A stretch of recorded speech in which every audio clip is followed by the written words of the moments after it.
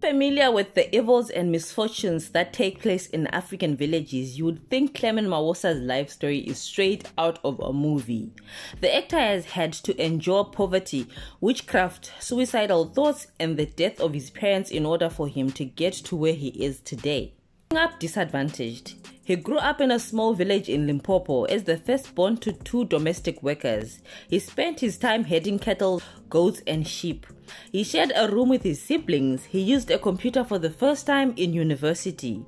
He got mocked for his accent, taunted and called too dark and ugly. He didn't have money for food in varsity and lived off of instant noodles, which cost 2 rand at the time. As a result, he grew up with a lot of anger and envy because his family couldn't afford what most of his friends had. Both of his parents dying when he was 17. His mother died first and his father died 3 months later, just as Clement was about to begin university. According to him, their problems began when they threw a big wedding celebration and started emerging in business.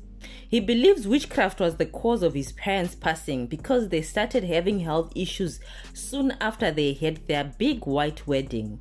His mother got so sick she had to stop working. She eventually died a year later, without a proper diagnosis because doctors couldn't figure out what was wrong with her.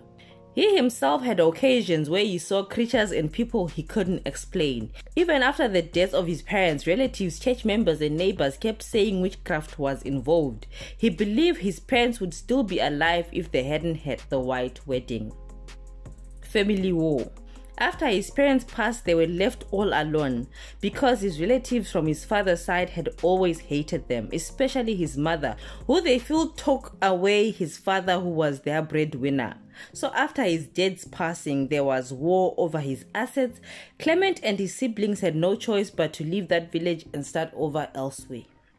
He says, "I had to grow up fast. I had to make a plan to put food on the table for my siblings, who were at primary school at the time. I got a bursary which covered my fees, but I had to work part-time to provide for myself and my family. Of course, his grandmother was there to help out, but he had to make a lot of sacrifices." 2 suicide attempts and depression. All of these problems, coupled with the fact that his sister got pregnant and fell sick in high school, drove him to suicide attempts. On the first attempt, he ate hair relaxer. It made him weak and gave him stomach cramps, but didn't really do anything substantial. The second time involved his father's car. He was planning to drive the car into a truck that was going in the opposite direction. He says he closed his eyes and charged ahead, only to open his eyes 5 minutes later to find the car he was driving parked at the side of the road. The truck had passed in a cloud of dust. He says to this day he doesn't know how he ended up parking the car because he remembers driving and swerving towards the truck. He never tried suicide again because he felt like his siblings would be left all alone. In spite of all these setbacks, Clement has managed to carve out a respectable career in the entertainment industry. Kudos to him.